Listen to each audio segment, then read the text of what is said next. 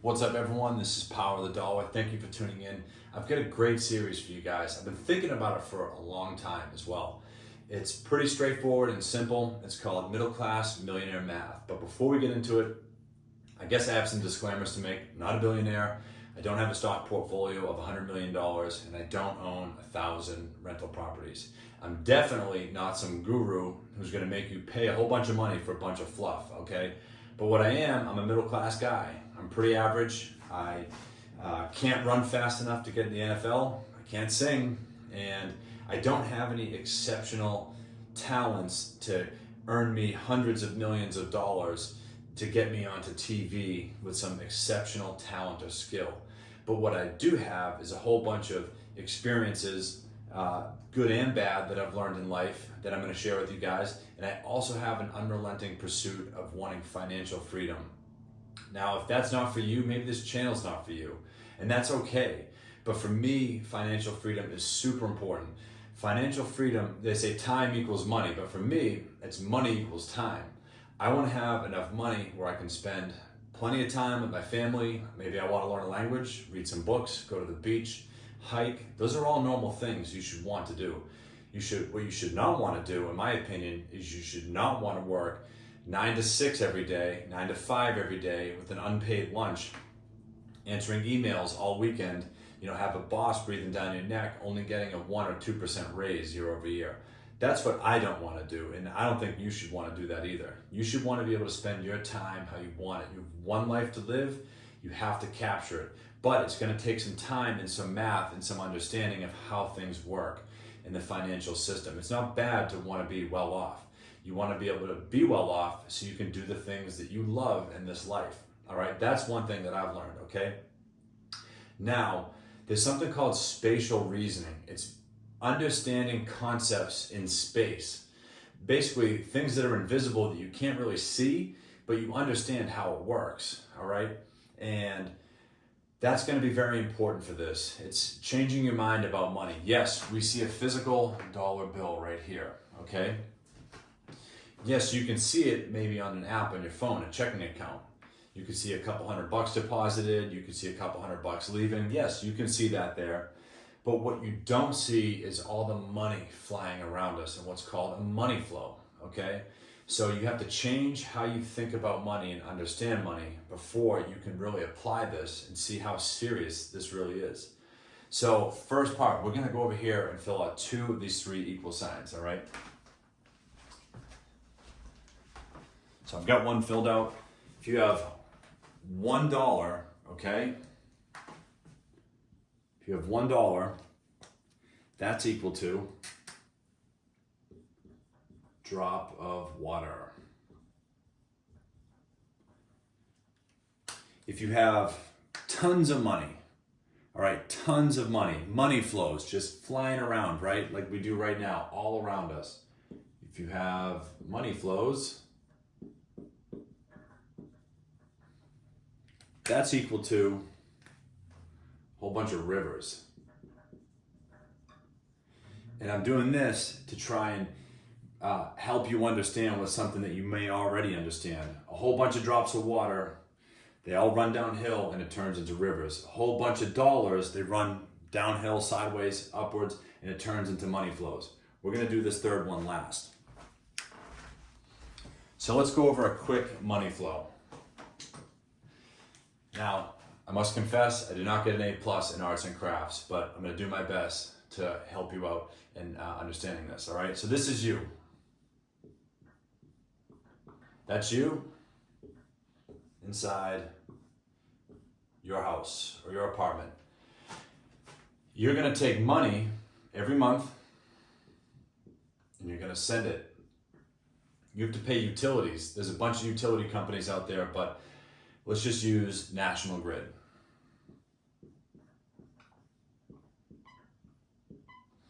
National Grid is a company that provides a service to you. You pay them money, they're going to provide the service of electricity, heat, you name it. That's the service they provide when you pay them money. National Grid is a publicly traded company on the stock market. if you own shares of National Grid, they will pay you a dividend just for holding those shares, okay? This is one money flow, all right? What are the companies that are on the stock market that are around you might you be using on a day-to-day basis? Could be Apple. This video is being filmed on an Apple product, right? And edited on one. Maybe you own Ford. Maybe earlier today you had to do some home renovations and you had to go to Home Depot. All right? These are all companies that are publicly traded on the stock market that pay a dividend. All right? And they all have their own money flows. I'm going to go over one more that's definitely going to apply to pretty much everyone who's watching this video before we close it out. All right?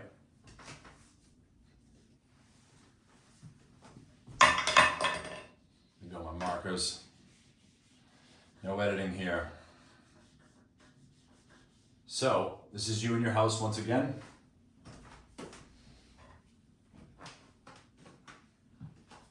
And let's say you have a whole bunch of dirty clothes. What are you going to do with those clothes? You're going to wash them and dry them.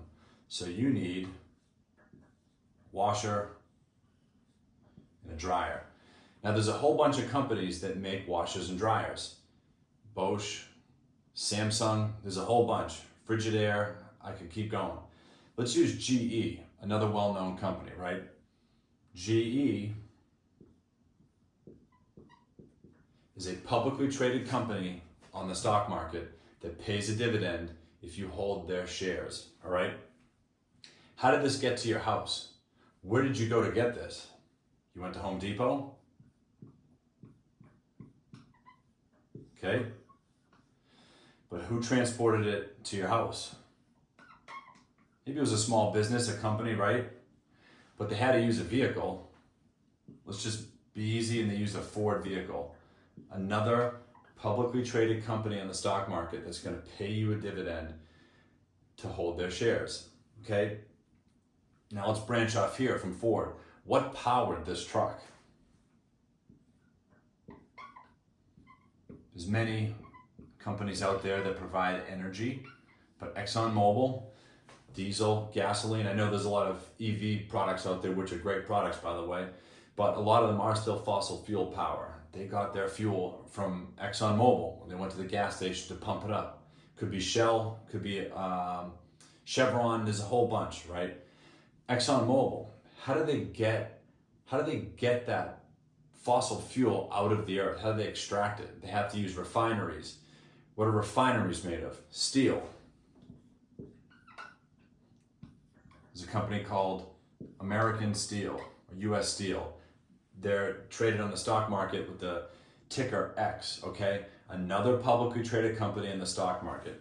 So you can see, say you spent $1,000 to get a washer and dryer. A little bit's gonna go to GE, a little bit's gonna go to Home Depot, some's gonna go to Ford, some's gonna go to ExxonMobil, some's gonna go to American Steel. That's the money flow. You paid Home Depot this money, they had to pay GE to get these products. Someone had to pay Ford to get the truck to transport these products. You gotta power those trucks. They had to stop at a gas station, and to get that gas there, you're gonna need steel products, metal, aluminum, copper, to extract those materials out of the earth. This is now getting a little bit complex for money flow, but I hope you can start to see these dollars that are flying around are like raindrops, right? And when a lot of them come together and roll downhill, it turns into a river. So let's go over to this third part over here.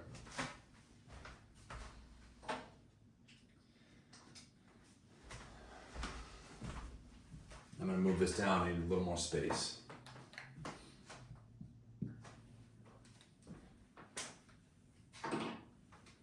So we have, on this side, cash, flowing, assets. And what is this equal to on this side here, this simile of water on this side? What are the cash flowing assets equal to? Buckets. When there's a lot of drops of water all coming together, they create rivers. When you get thirsty, you're gonna have to take a bucket down to the river to go get some drinking water. If you have to boil something, you're gonna have to go to the river and get some water. You're gonna be using a bucket. A whole bunch of money coming together is equal to a money flow. If you wanna capture money out of that money flow, you're gonna need a bucket to scoop up water, scoop up dollars out of that money flow. But the equivalent to that on this side of the equal sign are cash flowing assets.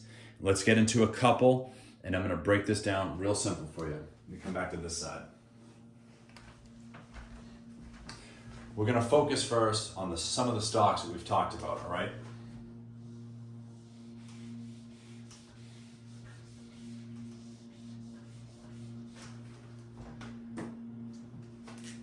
So you work a job, right?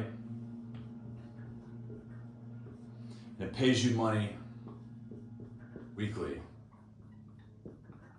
Let's say it pays you, I'm just gonna use an even number, $1,000 a week.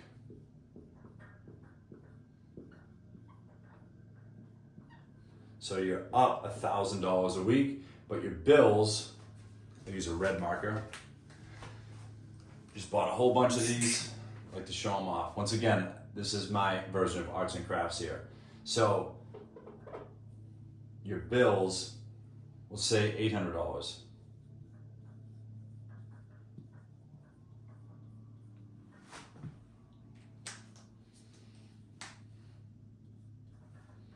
What does that leave you with? $200 surplus. All right. Now, what can you do with that $200? You can go to the movies.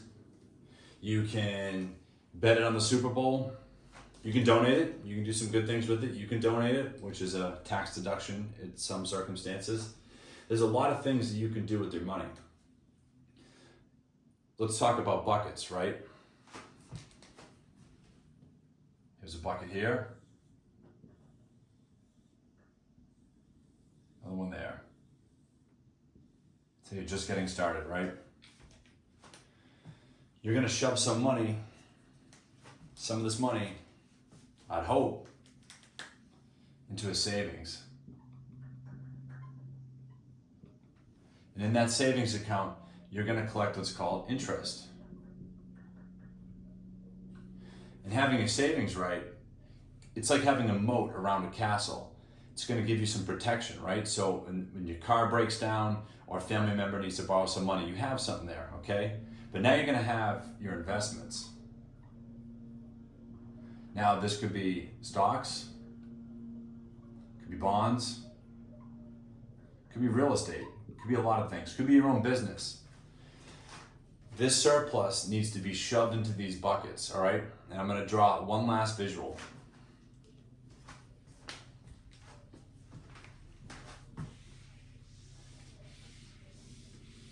You only have so many hours a week.